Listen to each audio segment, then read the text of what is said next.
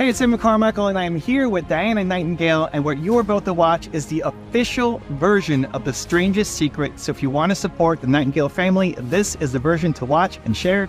Diana, you want to share something?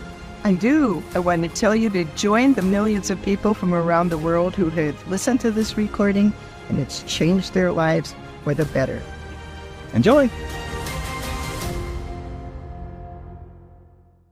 I'd like to tell you about the strangest secret in the world. Not long ago, Albert Schweitzer, the great doctor and Nobel Prize winner, was being interviewed in London, and a reporter asked him, "Doctor, what's wrong with men today?" The great doctor was silent a moment, and then he said, "Men simply don't think." And it's about this that I want to talk with you. We live today in a golden age. This is an era that man has looked forward, dreamed of, and worked toward for thousands of years. But since it's here, we pretty well take it for granted. We in America are particularly fortunate to live in the richest land that ever existed on the face of the earth, a land of abundant opportunity for everyone. But do you know what happens? Let's take 100 men who start even at the age of 25. Do you have any idea what will happen to those men by the time they're 65? These 100 men who all start even at the age of 25 believe they're going to be successful. If you asked any one of these men if he wanted to be a success, he'd tell you that he did. And you'd notice that he was eager toward life, that there was a certain sparkle to his eye, an erectness to his carriage, and life seemed like a pretty interesting adventure to him. But by the time they're 65, 1 will be rich, 4 will be financially independent, 5 will still be working, 54 will be broke. Now think a moment. Out of the 100, only 5 make the grade. Why do so many fail? What has happened to the sparkle that was there when they were 25? What's become of the dreams, the hopes, the plans? And why is there such a large disparity between what these men intended to do and what they actually accomplished? When we say about 5% achieve success, we have to define success. And here's the definition. Success is the progressive realization of a worthy ideal. If a man is working toward a predetermined goal and knows where he's going, that man is a success. If he's not doing that, he's a failure. Success is the progressive realization of a worthy ideal. Rollo May, the distinguished psychiatrist, wrote a wonderful book called Man's Search for Himself. And in this book he says, the opposite of courage in our society is not cowardice, it is conformity. And there you have the trouble today. It's conformity. People acting like everyone else, without knowing why, without knowing where they're going. Now think of it. In America right now, there are over 14 million people 65 years of age and over, and about 13 million of these 14 million are broke. They're dependent on someone else for life's necessities. Now we learn to read by the time we're 7. We learn to make a living by the time we're 25. Usually by that time we're not only making a living, we're supporting a family. And yet, by the time we're 65, we haven't learned how to become financially independent in the richest land that has ever been known. Why? We conform. And the trouble is that we're acting like the wrong percentage group, the 95% who don't succeed. Now, why do these people conform? Well, they don't know, really. These people believe that their lives are shaped by circumstances, by things that happen to them, by exterior forces. They're outer-directed people. A survey was made one time that covered a lot of men, working men, and these men were asked this question: why do you work? Why do you get up in the morning? 19 out of 20 had no idea. If you ask them, they'll say, everyone goes to work in the morning. And that's the reason they do it, because everyone else is doing it. Now let's get back to our definition of success. Who succeeds? The only man who succeeds is the man who is progressively realizing a worthy ideal.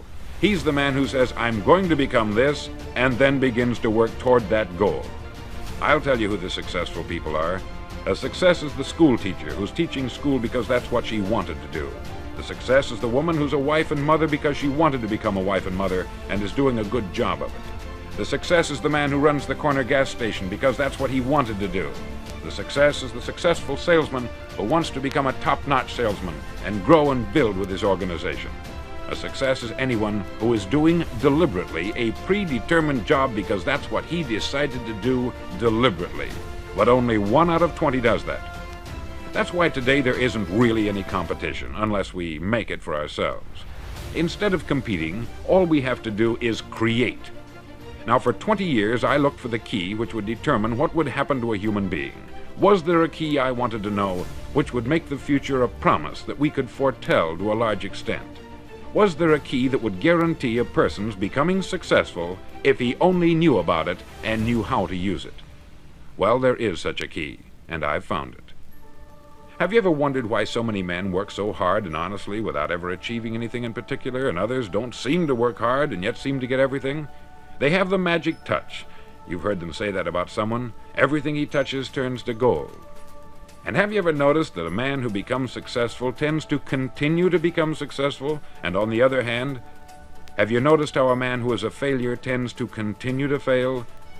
It's because of goals. Some of us have them, some don't. People with goals succeed because they know where they're going. Now think of a ship leaving a harbor, and think of it with the complete voyage mapped out and planned. The captain and crew know exactly where it's going and how long it will take. It has a definite goal. 9,999 times out of 10,000, it will get to where it started out to get. Now let's take another ship, just like the first, only let's not put a crew on it, or a captain at the helm. Let's give it no aiming point, no goal, no destination. We just start the engines and let it go. I think you'll agree with me that if it gets out of the harbor at all, it will either sink or wind up on some deserted beach a derelict. It can't go anyplace because it has no destination and no guidance. It's the same with a human being. Take the salesman, for example. There is no other person in the world today with the future of a good salesman. Selling is the world's highest paid profession, if we're good at it and if we know where we're going. Every company needs top-notch salesmen, and they reward those men. The sky is the limit for them. But how many can you find? Someone once said, the human race is fixed, not to prevent the strong from winning, but to prevent the weak from losing. The American economy today can be likened to a convoy in time of war. The entire economy is slowed down to protect its weakest link, just as the convoy had to go at the speed that would permit its slowest vessel to remain in formation. That's why it's so easy to make a living today. It takes no particular brains or talent to make a living and support a family today. So we have a plateau of so-called security, if that's what a person's looking for. But we do have to decide how high above this plateau we want to aim for. Now let's get back to the strangest secret in the world, the story that I wanted to tell you today. Why do men with goals succeed in life and men without them fail? Well, let me tell you something which, if you really understand it, will alter your life immediately. If you understand completely what I'm going to tell you from this moment on, your life will never be the same again. You'll suddenly find that good luck just seems to be attracted to you. The things you want just seem to fall in line. And from now on, you won't have the problems, the worries, the gnawing lump of anxiety that perhaps you've experienced before. Doubt, fear, well, they'll be things of the past. Here's the key to success, and the key to failure. We become what we think about. Now let me say that again. We become what we think about. Throughout all history, the great wise men and teachers, philosophers and prophets have disagreed with one another on many different things. It is only on this one point that they are in complete and unanimous agreement. Listen to what Marcus Aurelius, the great Roman emperor, said. He said, "A man's life is what his thoughts make of it." Disraeli said this, "Everything comes if a man will only wait.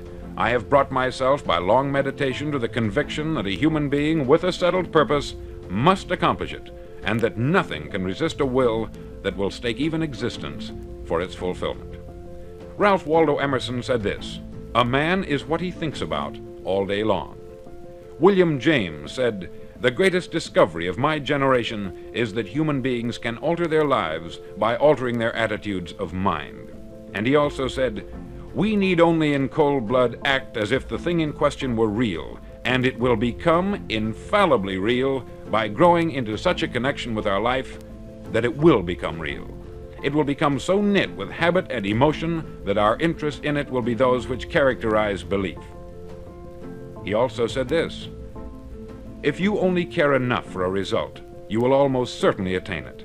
If you wish to be rich, you will be rich. If you wish to be learned, you will be learned. If you wish to be good, you will be good. Only you must then really wish these things, and wish them exclusively, and not wish at the same time 100 other incompatible things just as strongly. In the Bible you read, in Mark 9:23, "If thou canst believe, all things are possible to him that believeth." Dr. Norman Vincent Peale said this, "This is one of the greatest laws in the universe. Fervently do I wish I had discovered it as a very young man. It dawned upon me much later in life, and I've found it to be one of the greatest, if not my greatest discovery outside of my relationship to God. And the great law, briefly and simply stated, is that if you think in negative terms, you'll get negative results. If you think in positive terms, you will achieve positive results. That is the simple fact which is at the basis of an astonishing law of prosperity and success. In 3 words, believe and succeed." William Shakespeare put it this way, "Our doubts are traitors, and make us lose the good we oft might win, by fearing to attempt." George Bernard Shaw said, "People are always blaming their circumstances for what they are. I don't believe in circumstances. The people who get on in this world are the people who get up and look for the circumstances they want, and if they can't find them, make them." Well, it's pretty apparent, isn't it? And every person who discovered this for a while believed that he was the first one to work it out. We become what we think about. Now, it stands to reason that a person who's thinking about a concrete and worthwhile goal is going to reach it, because that's what he's thinking about. And we become what we think about. Conversely, the man who has no goal, who doesn't know where he's going, and whose thoughts must therefore be thoughts of confusion and anxiety and fear and worry, becomes what he thinks about. His life becomes one of frustration, fear, anxiety, and worry. And if he thinks about nothing, he becomes nothing. Now, how does it work? Why do we become what we think about? Well, I'll tell you how it works as far as we know. Now, to do this, I want to tell you about a situation that parallels the human mind. Suppose a farmer has some land, and it's good, fertile land. Now, the land gives the farmer a choice. He may plant in that land whatever he chooses. The land doesn't care. It's up to the farmer to make the decision. Now, remember, we're comparing the human mind with the land, because the mind, like the land, doesn't care what you plant in it. It will return what you plant, but it doesn't care what you plant. Now, let's say that the farmer has 2 seeds in his hand. One is a seed of corn, the other is nightshade, a deadly poison. He digs 2 little holes in the earth and he plants both seeds, one corn, the other nightshade. He covers up the holes, waters, and takes care of the land, and what will happen? Invariably, the land will return what is planted. As it's written in the Bible, "As ye sow, so shall ye reap." Remember, the land doesn't care. It will return poison in just as wonderful abundance as it will corn. So up come the 2 plants, one corn, one poison. Now, the human mind is far more fertile, far more incredible and mysterious than the land, but it works the same way. It doesn't care what we plant. Success, failure. A concrete worthwhile goal, or confusion, misunderstanding, fear, anxiety, and so on. But what we plant, it will return to us. You see, the human mind is the last great unexplored continent on the earth. It contains riches beyond our wildest dreams. It will return anything we want to plant. Now, you might say, well, if that's true, why don't people use their minds more? Well, I think they've figured out an answer to that too. Our mind comes as standard equipment at birth. It's free, and things that are given to us for nothing we place little value on. Things that we pay money for, we value. The paradox is that exactly the reverse is true. Everything that's really worthwhile in life came to us free. Our mind, our soul, our body, our hopes, our dreams, our ambitions, our intelligence, our love of family and children and friends. All these priceless possessions are free, but the things that cost us money are actually very cheap and can be replaced at any time. A good man can be completely wiped out and make another fortune. He can do that several times. Even if our home burns down, we can rebuild it, but the things we got for nothing, we can never replace. The human mind isn't used merely because we take it for granted. Familiarity breeds contempt. It can do any kind of job we assign to it, but generally speaking, we use it for little jobs instead of big important ones. Universities have proved that most of us are operating on about 10% of our abilities. Decide now, what is it you want? Plant your goal in your mind. It's the most important decision you'll ever make in your entire life. Do you want to be an outstanding salesman, a better worker at your particular job? Do you want to go places in your company, in your community? All you've got to do is plant that seed in your mind, care for it, work steadily toward your goal, and it will become a reality. It not only will, there's no way that it cannot.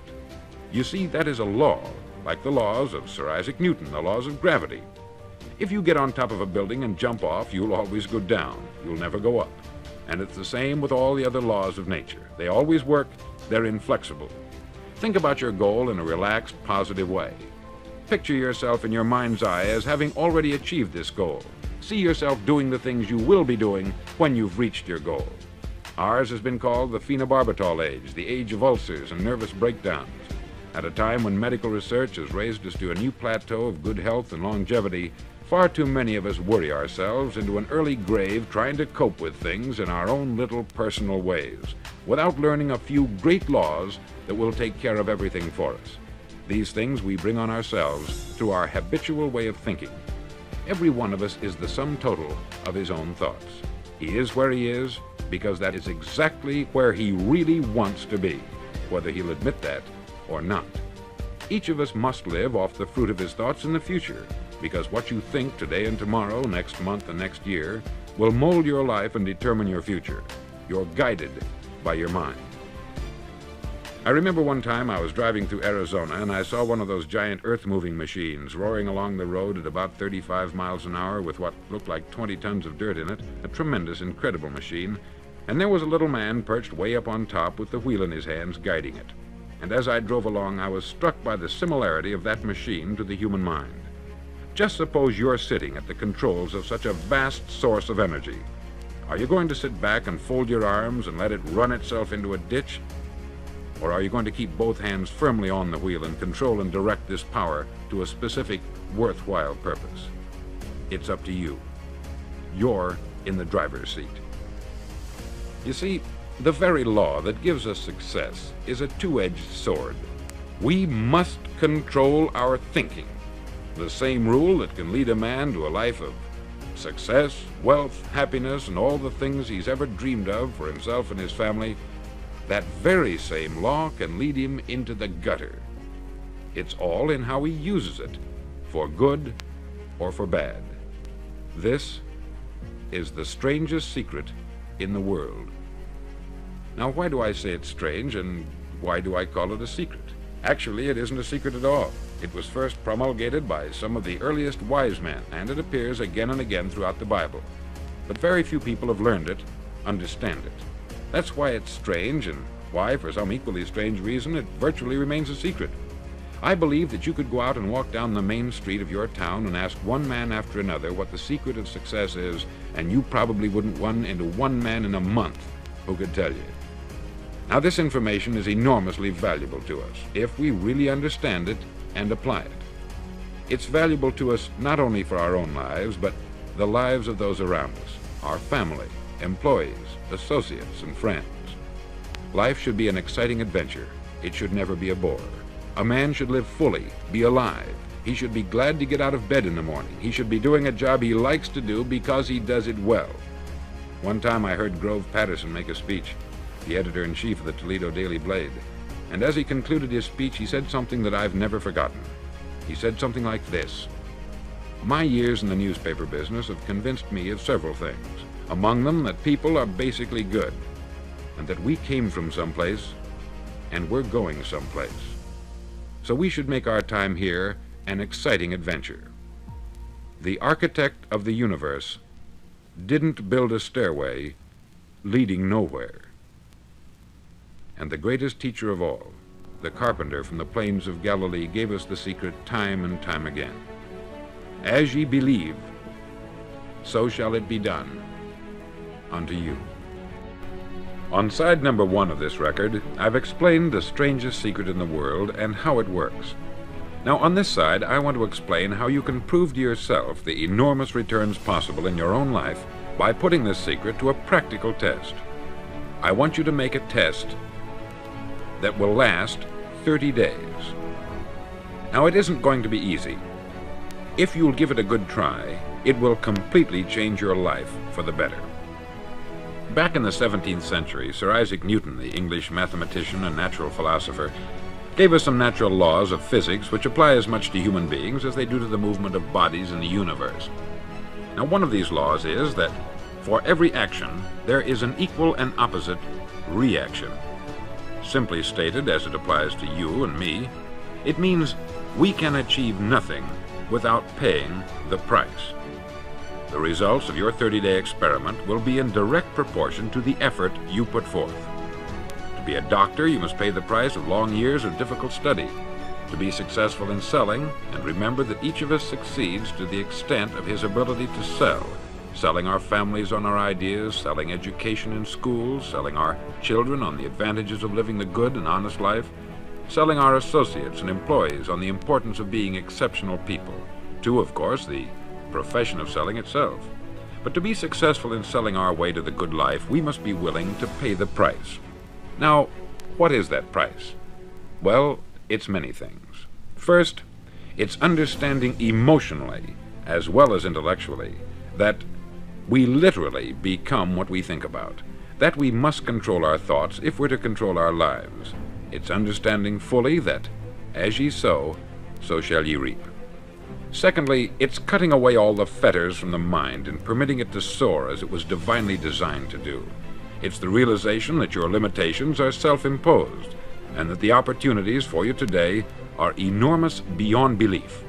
It's rising above narrow-minded pettiness and prejudice.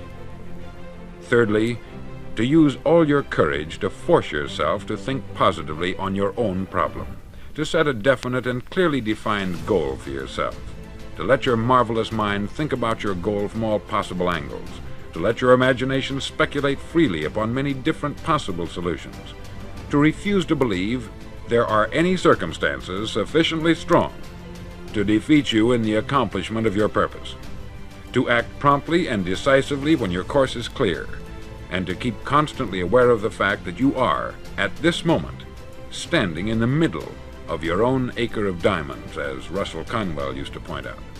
Fourth, save at least 10% of what you earn. It's also remembering that no matter what your present job, it has enormous possibilities if you're willing to pay the price. Now let's just go over the important points in the price each of us must pay to achieve the wonderful life that can be ours. It is, of course, worth any price. 1, you will become what you think about. 2, remember the word imagination. Let your mind soar. 3, courage. Concentrate on your goal every day. 4, save 10% of what you earn. And action. Ideas are worthless unless we act on them. Now I'll try to outline the 30-day test I want you to make. Now keep in mind that you have nothing to lose by making this test, and everything you could possibly want to gain. There are 2 things that may be said of everyone. Each of us wants something, and each of us is afraid of something. I want you to write on a card what it is you want more than anything else. It may be more money. Perhaps you'd like to double your income or make a specific amount of money. It may be a beautiful home. It may be success at your job. It may be a particular position in life. It could be a more harmonious family. Each of us wants something. Write down on your card specifically what it is that you want. Make sure it's a single goal and clearly defined. You needn't show it to anyone, but carry it with you so that you can look at it several times a day. Think about it in a cheerful, relaxed, positive way each morning when you get up, and immediately you have something to work for, something to get out of bed for, something to live for. Look at it every chance you get during the day and just before going to bed at night. As you look at it, remember that you must become what you think about, and since you're thinking about your goal, you realize that soon it will be yours. In fact, it's yours really the moment you write it down and begin to think about it.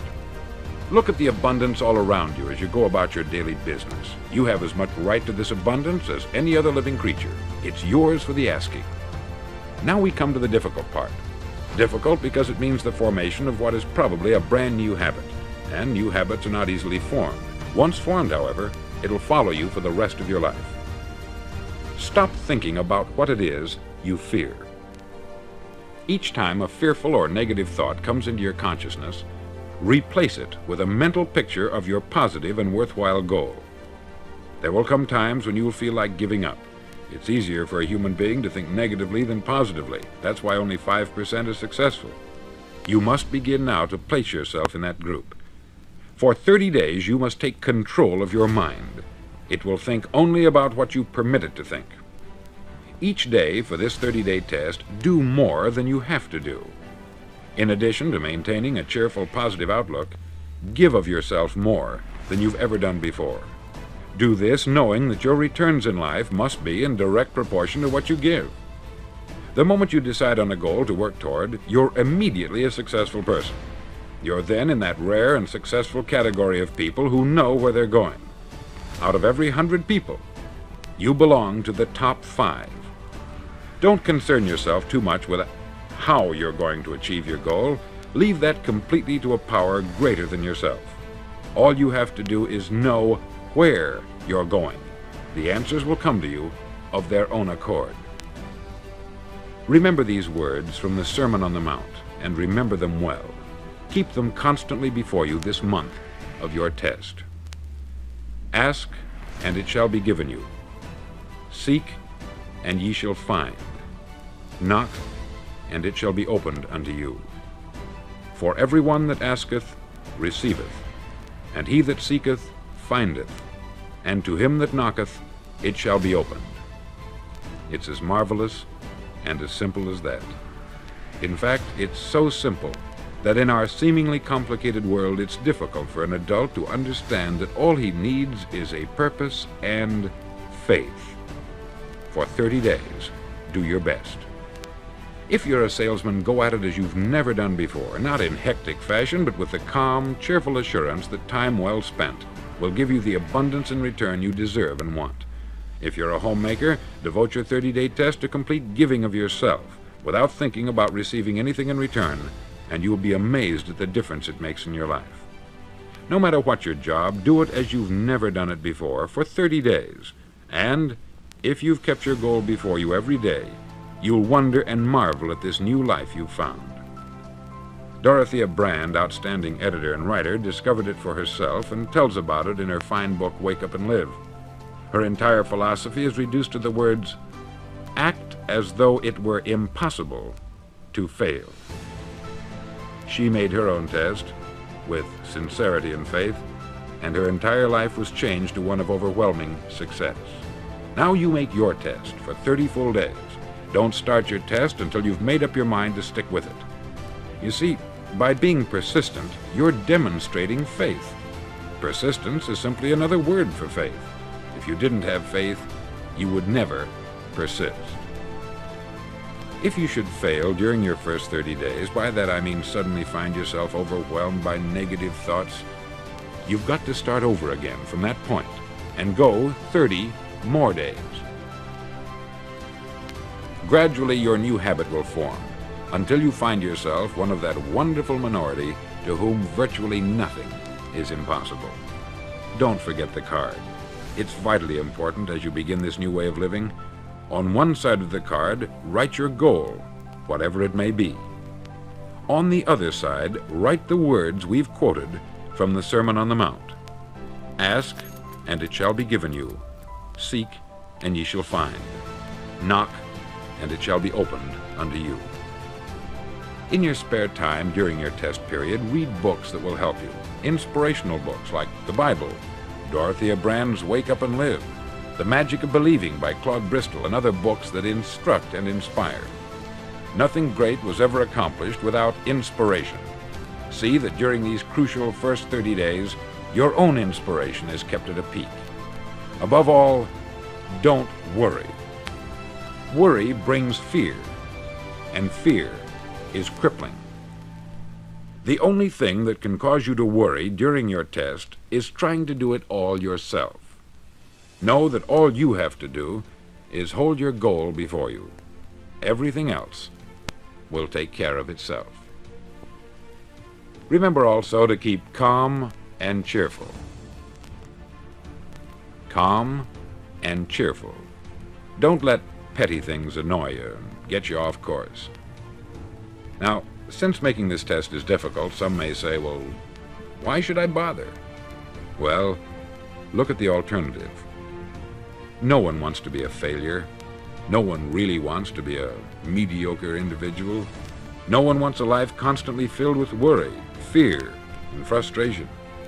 Therefore, remember that you must reap that which you sow. If you sow negative thoughts, your life will be filled with negative things. If you sow positive thoughts, your life will be cheerful, successful, and positive. Now, gradually, you will have a tendency to forget what you've heard on this record. Play it often. Keep reminding yourself of what you must do to form this new habit. Gather your whole family about and listen to what's been said here at regular intervals. You know, most men will tell you that they want to make money without understanding the law. The only people who make money work in the mint. The rest of us must earn money. This is what causes those who keep looking for something for nothing or a free ride to fail in life. The only way to earn money is by providing people with services or products which are needed and useful. We exchange our product or service for the other man's money. Therefore, the law is that our financial return will be in direct proportion to our service. Success is not the result of making money. Making money is the result of success. And success is in direct proportion to our service. Most people have this law backwards. They believe that you're successful if you earn a lot of money. The truth is that you can only earn money after you're successful. It's like the story of the man who sat in front of the stove and said to it, "Give me heat, and then I'll add the wood."